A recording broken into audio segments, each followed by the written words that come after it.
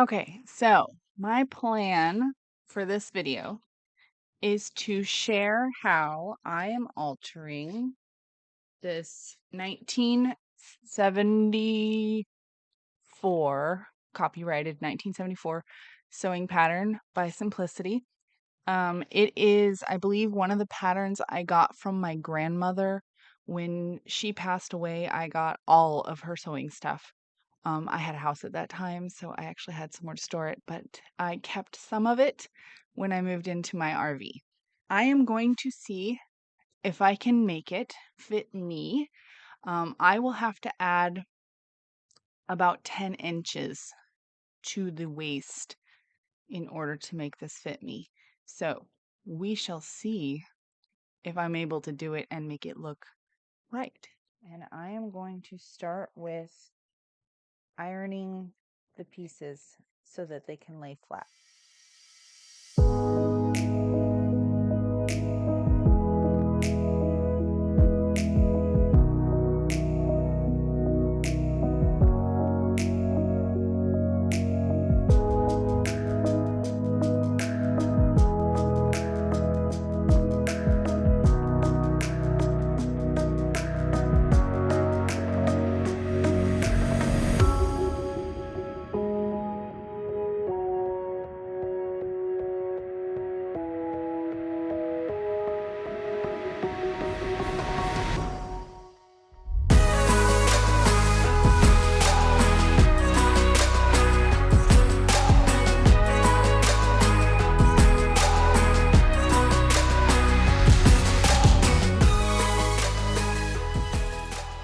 Alrighty, I'm going to start tracing these. I don't know if you can see that on the camera. I think you can, but you can see all the way through the tissue paper. Keep it from shifting around on me. I'm going to use these. They are these are coasters that I got for drinks, but they work perfectly for weights. And I am just tracing this with a pencil to mark this, and then I will go over it in ink so that I don't lose my markings.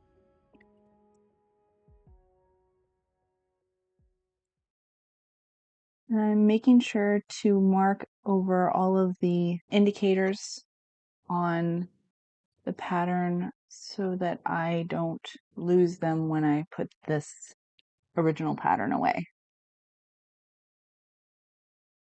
And then we've got our grain line here.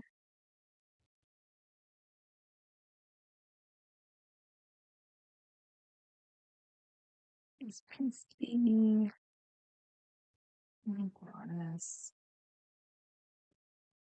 Make sure you've got all of your markings transferred over. I missed a diamond down here. We are going to line that back up. And there is my missing diamond. And there I have piece B. So I'm going to do this for the rest of the pieces, but I'm not going to make you suffer through that. Also, if you're new to sewing, you may wonder what these double lines are going across. Those are where you can add or remove length. So, for example, if I wanted to add 2 inches to the length of the skirt, I would cut along between these lines, add 2 inches of pattern paper or whatever between the two sides to lengthen it right here, and then I would connect the lines.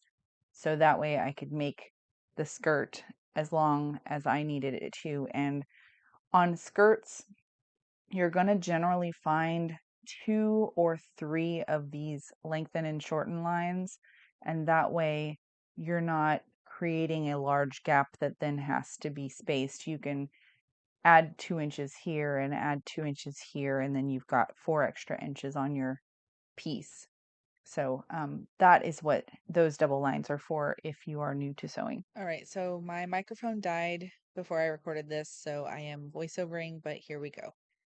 For this section, I wasn't sure exactly how to size up the patterns. Since it only came with one size, I couldn't measure the distance between the sizes and scale up from there. So I found a video that explains exactly how to size up a pattern, and I will link that in my description.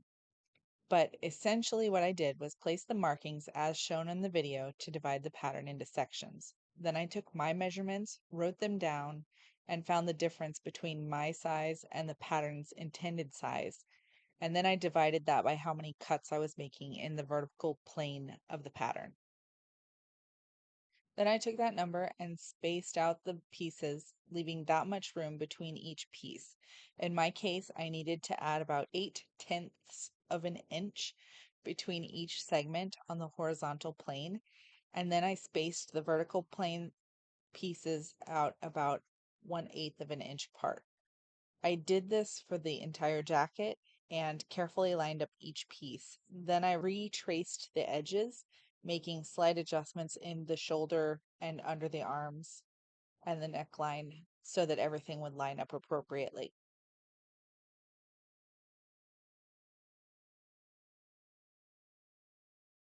I have finished sizing up the jacket pieces, so I'm going to be making those into a mock-up jacket to see how it fits since I have upsized the pattern pieces. So here we go. All right, I have this piece of just blue cotton. Always stab myself.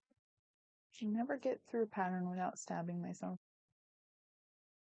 I did not wash this fabric. I usually do wash my fabric before I use it, but because I'm just making a mock-up and I'm not going to wear and then wash this, I'm just going to make the mock-up and then figure out what I want to do with the pieces later. I still want to follow the grain line suggestions because I don't want the fabric to pull in a way that it wouldn't on the actual garment. That way I can make sure that it's not the pulling that's making it fit instead of the actual fit.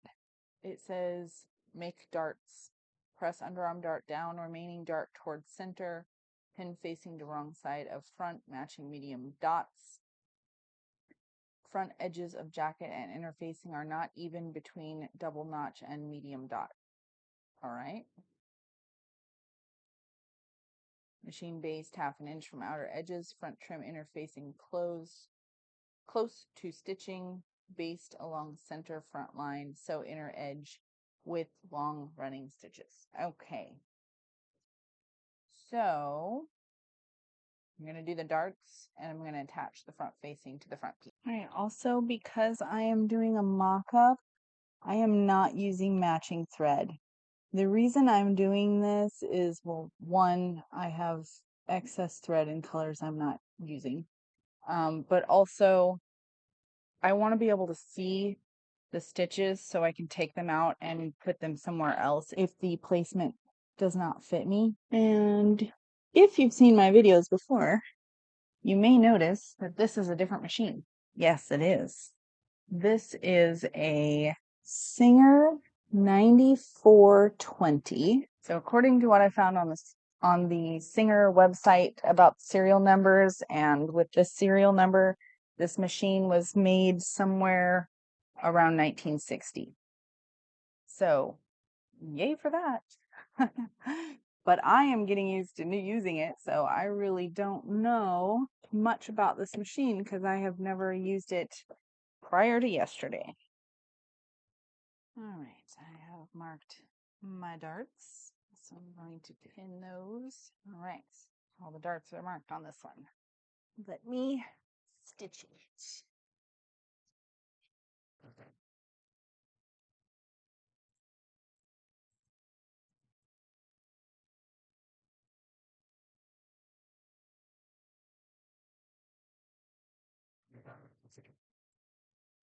Okay, people, here's where we are.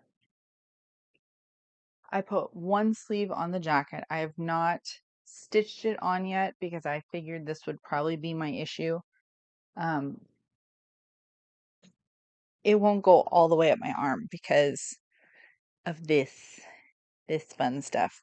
So I'm going to have to add some width to the arms, although it seems like the rest of the jacket fits fine. So let me fix the arm and then we'll see where I stand.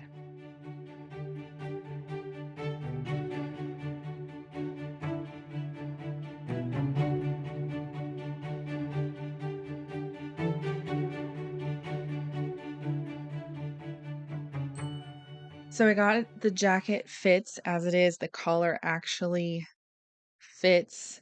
So everything was done right. I just had to add 2.5 inches to the top of the arm so that I could actually move my arm. So hopefully I got that recorded. I'm not sure how much of it I caught because I kept realizing that I was hitting the wrong button to start my camera.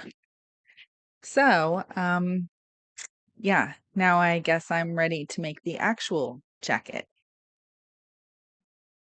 Well, that is my finished mock-up for the jacket. I will plan on bringing the rest of the outfit forward and finishing it next week. And as you saw, I purchased a new old sewing machine and it broke the first day that I had it. So I lost 3 days of filming and sewing because I had to wait for parts to get here and fix it. But I got it fixed and was able to do this much. So I will finish the outfit next week. And then after that, I will show how to fix the machine. It had a broken gear, so I had to take that out and replace it. So I will do a video on how to fix that issue because what the machine was doing was when I pressed my foot pedal and I had the foot down on the top of the machine, it would not progress the fabric forward. So the feed dogs stopped moving when it had the pressure of the foot on top. And it turned out to be a gear. So I took the machine apart, changed it, cleaned it out, oiled the machine, and it is now working lovely as you saw. So I will do video on that and show you how to fix that issue if that's something you're coming across. Anyway, I hope you have a wonderful day.